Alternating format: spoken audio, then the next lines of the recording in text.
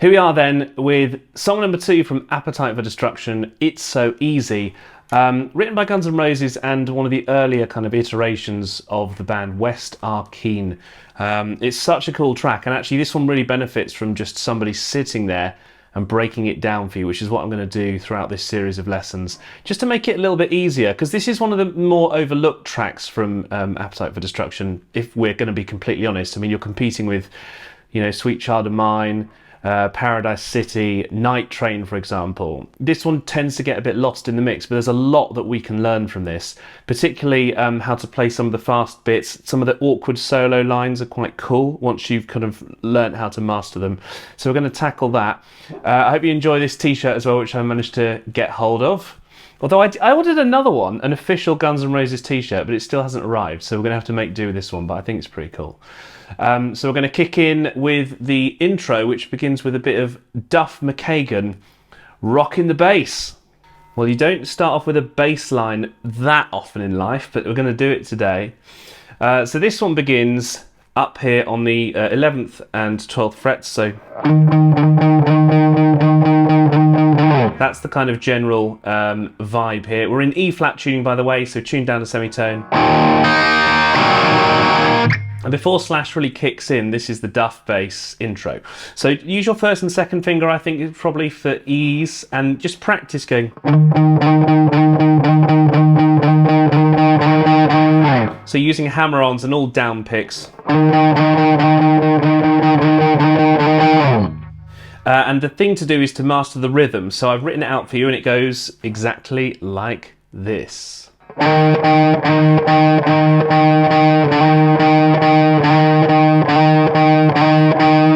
So quite awkward, really. It's 2 2 3 3 2 2 2. That's the pattern. So 2, another 2, then there's 3, then there's 3, then there's 2, 2, and then 2 again.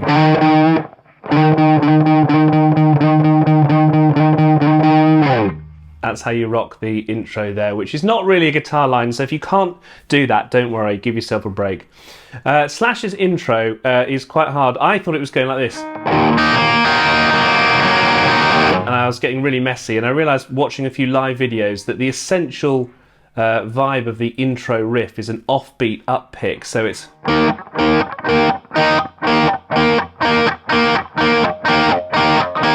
Now, on the record and live, sometimes Slash does it in the root position, but using a doubled first finger.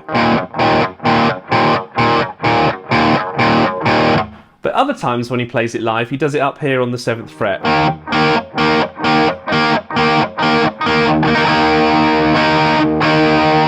So what I'd recommend is for the first 2 bars, doing it down here as I've written out in text. So 8 of those, and then switch up here.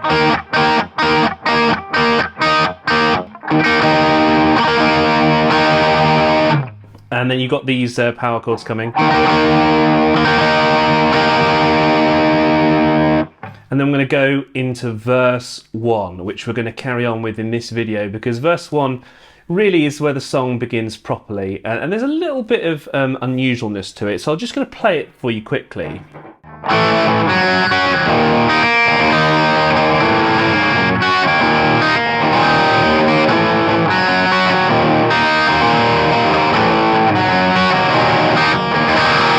So it's a little bit tough in that you're using probably what I would call an unusual fingering pattern that you wouldn't expect to be using. So it's the 1st and 3rd finger down here on this B flat.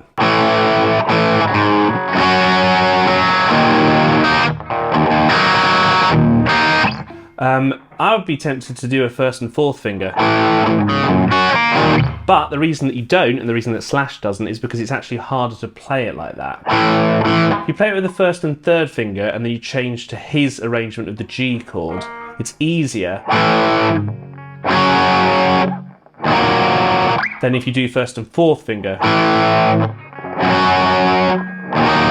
So I totally get why he does it. So let's do it in his style. First and third finger on the first and third fret. That's an open string on the up pick, so. And then you're doing this chord. Forget the first finger, by the way, here on the second string. You're going to mute with your big fat second finger here. Because it sounds less messy than if you do play that note. It gets a little bit fuzzy, whereas if you get rid of it, a little bit clearer. So once again.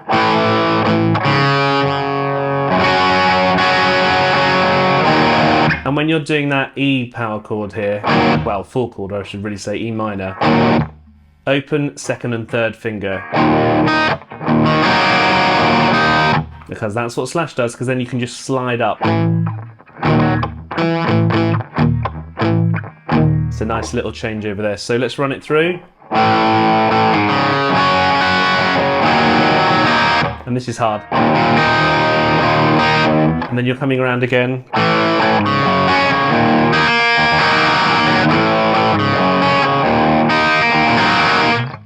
Once you practice it a few times, you find it's not too bad. The actual hardest bit is going from the E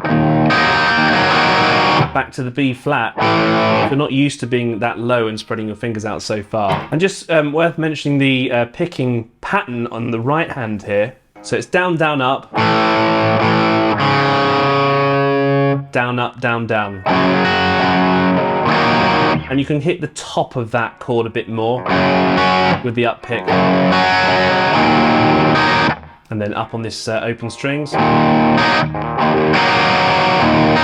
So that's down, up, down. And then down, up. Back we go.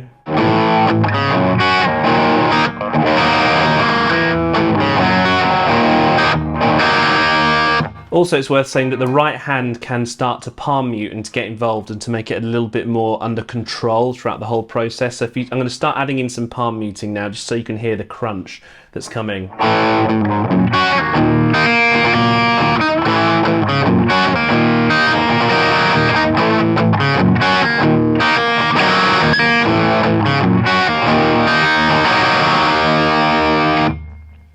So this is two separate guitar lines, and unusually Slash is taking a back seat here. So this isn't really Slash's moment to shine, although there is some cool power chord chugging going along. So it's first and fourth fingers here with Slash's part, which we'll run through for the chorus. All down picks.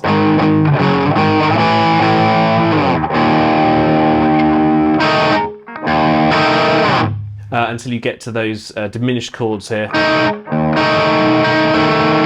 So again.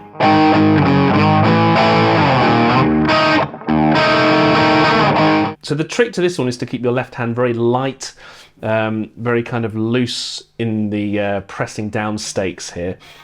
So just move it 5th, 3rd, 5th, 6th fret. So that's the shape, first and fourth finger. And then Slash comes down for this E power chord and just finds time also to play the 2nd fret before moving up here with this diminished.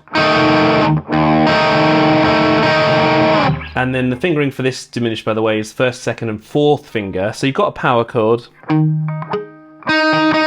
shape anyway, but it's an octave. That 2nd finger in the middle on the 8th fret. And those are up picks, so.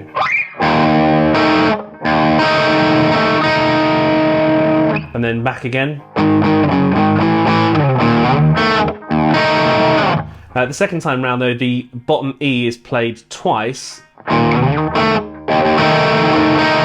So like that.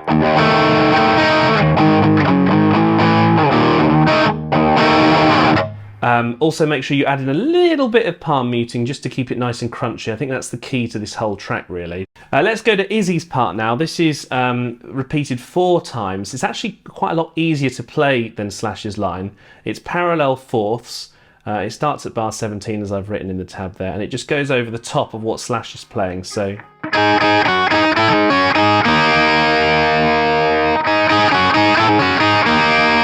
the way to achieve that is 3rd finger barred, all down picks by the way, 3rd fret with the 1st finger, and then this is a pull-off situation. So all left hand once you've done the 1st pick. And also it's worth saying that on some of the repeats it just kind of sounds really messy, but that's, I think, the intention. It sort of sounds like I don't really care. So you're going to play it like that, but just I would never normally say this, but be really not that precise with your left hand and you'll achieve an effect that you can hear on the record, which is like this.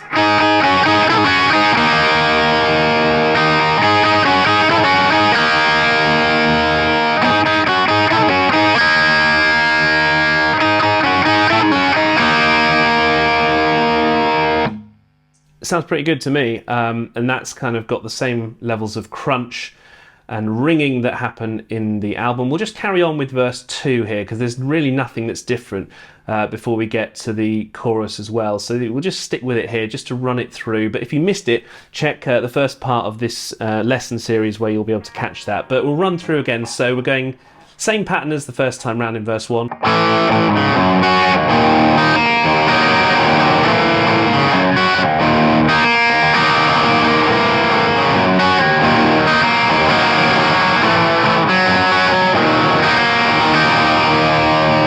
And again, if you want it to sound a bit more contained than that, a little bit more like what it sounds like on the album, put some palm muting in.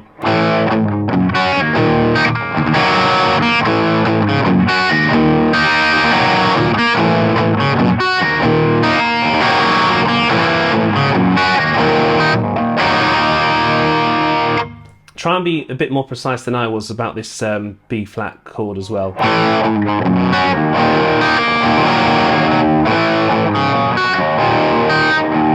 It's one of those situations where it's actually easier to play it standing up because you can kind of...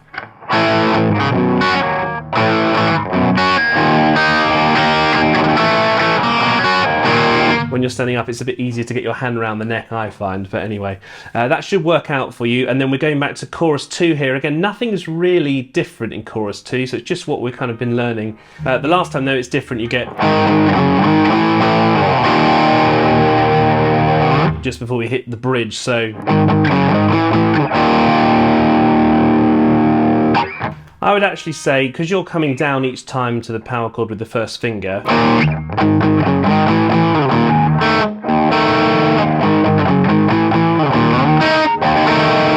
at the beginning of that pattern, when you finish at the end, don't actually come down for this full E minor chord, because you haven't done it any other time. I'd finished that part of chorus number 2 like that. So we're going to go on to the bridge where things mix up. I'll just give you a little flavour of the sound here. We're going to get our distortion off and put some chorus on actually. I'll show you the chorus settings that I use. And we're going to also hit the neck pickup here. And it's going to sound like this.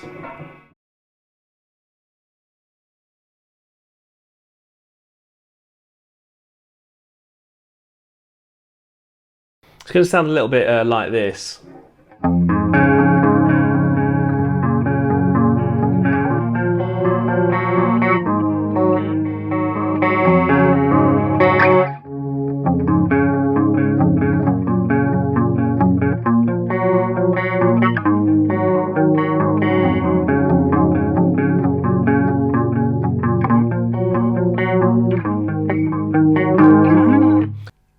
So the intro bit, like I've said, you've got chorus on, neck pickup here, and you've got the distortion off. Just to give you the chords, you've got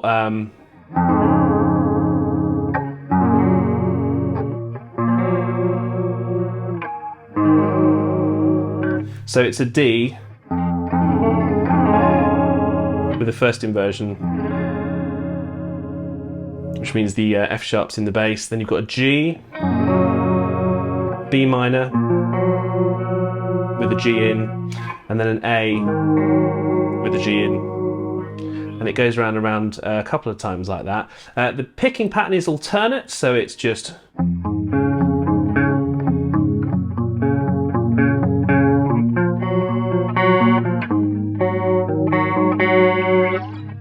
And these are the notes to play slowly. And make sure you use these fingers, by the way. So second finger to start with. And then slide up with the second and first finger, on those third and second frets, basically a G shape, because then it makes your B very easy because you're already there. So once again, slide, B, and then you just take your second finger and put it there, because then it comes back over.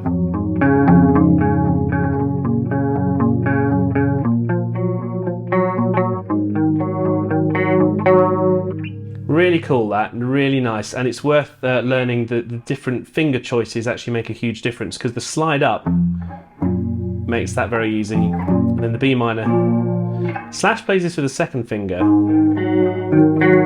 and I was tempted to do a first finger there, but then it kind of, I don't know, maybe you could lean across with the second, but I think that on balance he's got the right choice. Because you can move on the open string.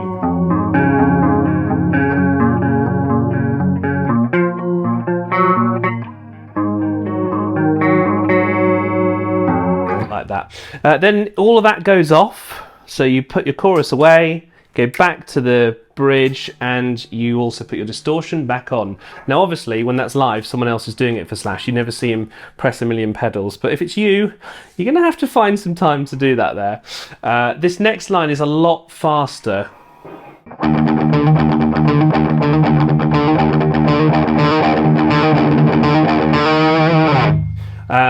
The way to do this is just get your pick speed up, and then it's first and third finger, 6th and 7th frets here on the A.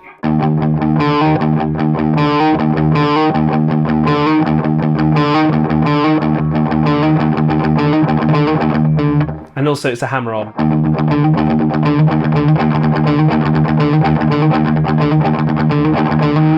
And don't worry if you're a little bit messy, because Slash is very, very messy on this one. This track's kind of characterised by sort of aggressive, not entirely clean sounds, quite a lot of messiness intentionally in there. You end your last one with some vibrato. You come down, slide down from the 12th, and then you're into a kind of variation of your main riff in a way, because it's power chords.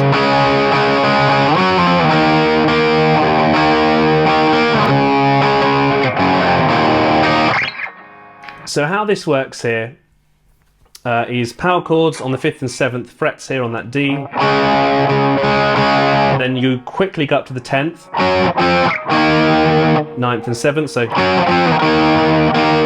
quick picks here. And then down to the bottom. That's the first finger barred across there. And you can move back up to that 7th fret whilst you're playing the B and the E string open, so.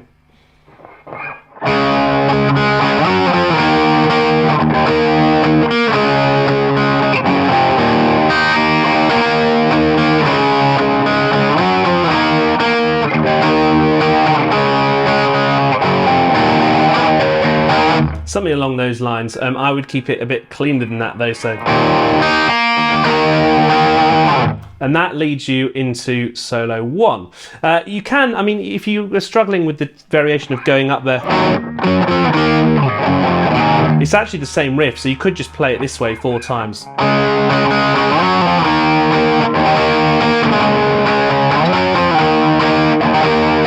But just to let you know, in the record itself, it does alternate between the two, so you get.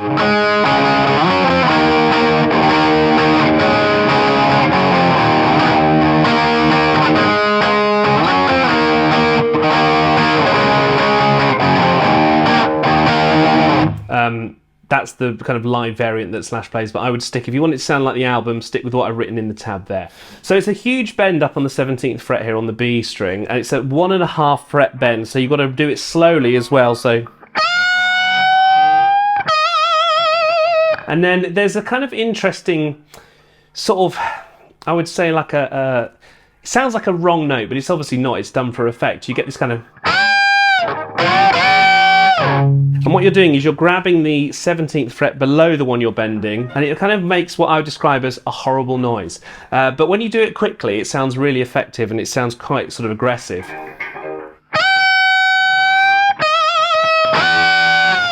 Bit like that, so you want to really hit it hard on the G string there.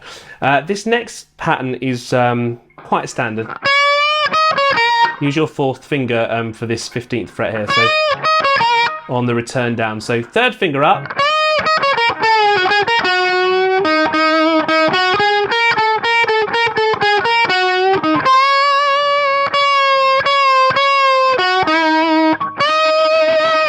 That's how the next bit goes. So 15th fret bend up.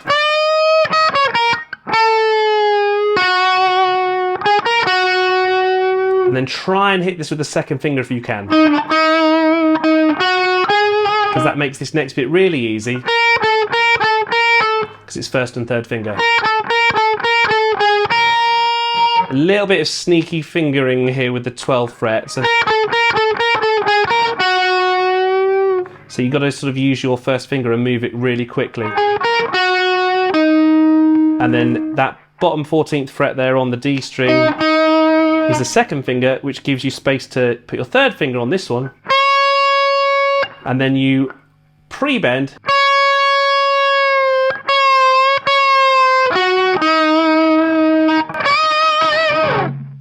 So it's a really cool solo here. Let's just run it through one more time because I want to make sure you really know what's going on. I'm really going to break it down. So the very beginning, let's just begin here. 17th fret, really slow bend a fret and a half. And make sure you use this 1st finger to mute the lower string so you don't get horrible sound. And then another down pick. And then you do this grabbing of the lower string and hitting it really hard. And you get that kind of howling sound. Down to the 15th fret with the 3rd finger. 4th finger in there.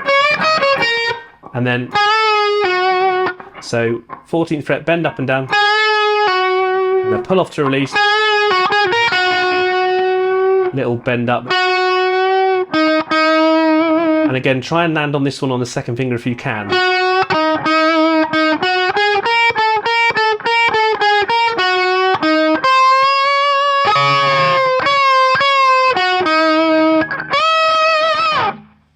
That's the way to do it. Then we're on verse 3, which is no different to how we've previously covered this, and chorus 3 as well, but I'll just run it through for you seeing as we're here now. We might as well go through the whole song. If you've missed the verses or the chorus, check our previous videos out. They're all there.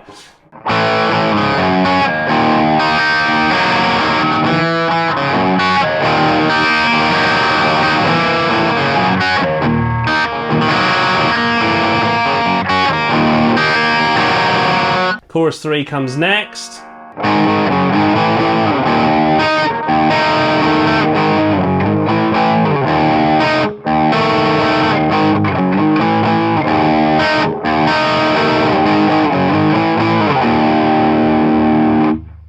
Then we're back to the bridge, which again is quite similar to what we've had before. So we go to the neck pickup, put the chorus on and turn the distortion off. And this is the same again. There's only one slight change coming up here, which I'll just keep you across of. But this is the same pattern as before.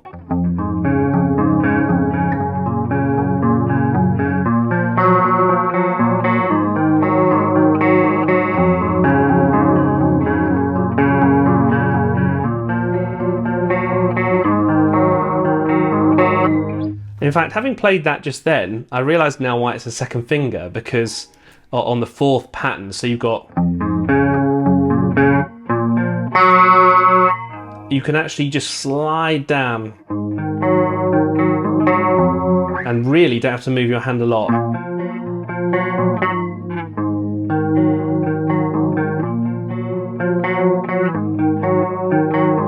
Lovely little change actually.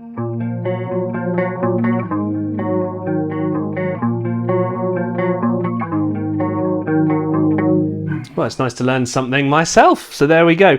Then you get rid of all of what we've just put on. So we're back to the bridge pickup. We're back to the distortion, and we get rid of that chorus. This is the thing that's different in the bridge here. You just get power chords like this.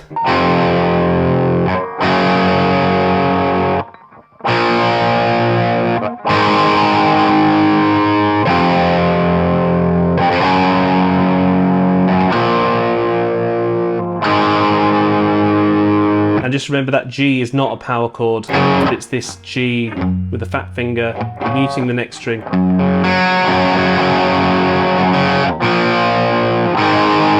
And the A as well can be a bit fuller.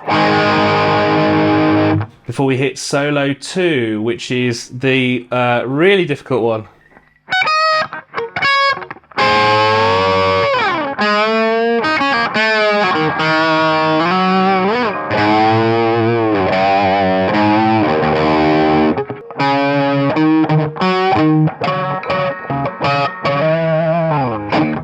So the basic notes are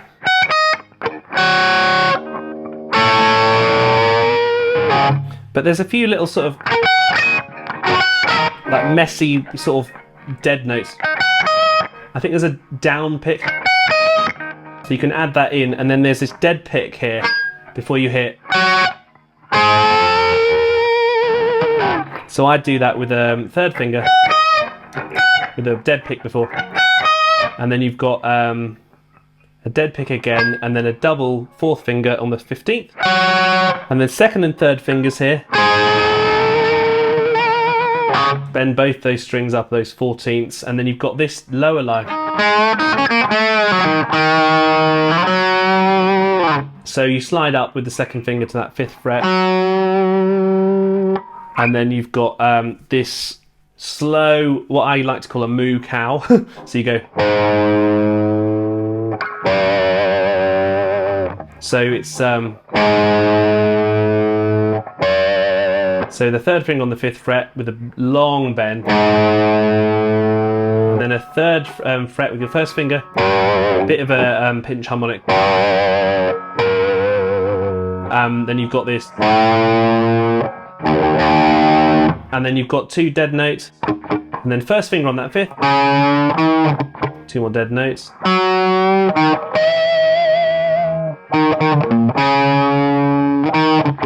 So that's quite easy, really, in a sense. So that's leading you to bar 111. Now it gets quite fast here, all hammer-ons and pull-offs.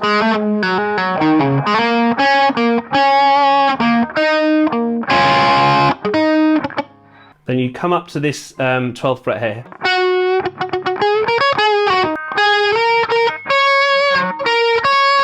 And then you get up to the 17th fret here.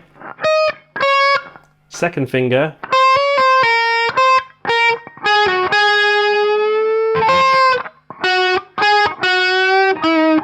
And then it goes on this 14th fret.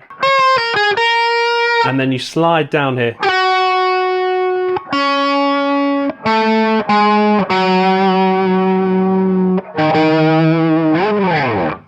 Like that on the bottom frets. They're pretty tough. And then this is the last section, the outro, which we're just going to carry on here with now. This is a new riff. But of course it's never just straightforward with Guns N' Roses. So all down picks here. Second finger, slide, first finger. And then a power chord there. And Slash actually does this in the solo. It's just like a recorded over the top, but we're going to do that as our line here. And then again. And then as that note holds, you can go. And then again. So at that point, you jump up here.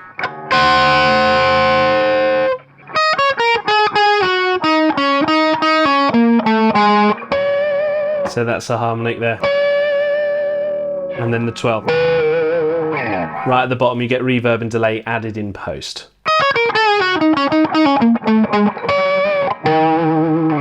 That's really the whole last shape, but don't forget these bits.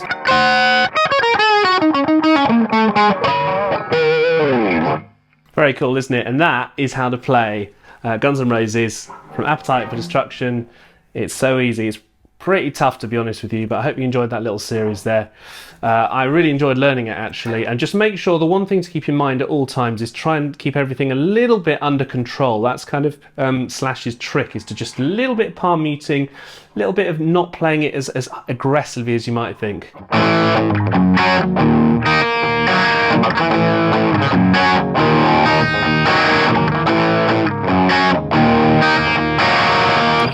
And you will be away. Thanks for watching this series. I hope you enjoyed this. We're going to do Night Train when we carry on in a few lessons' time. Do stay subscribed if you love a bit of Night Train. I cannot get enough of it, to be honest with you, and we'll see you very soon.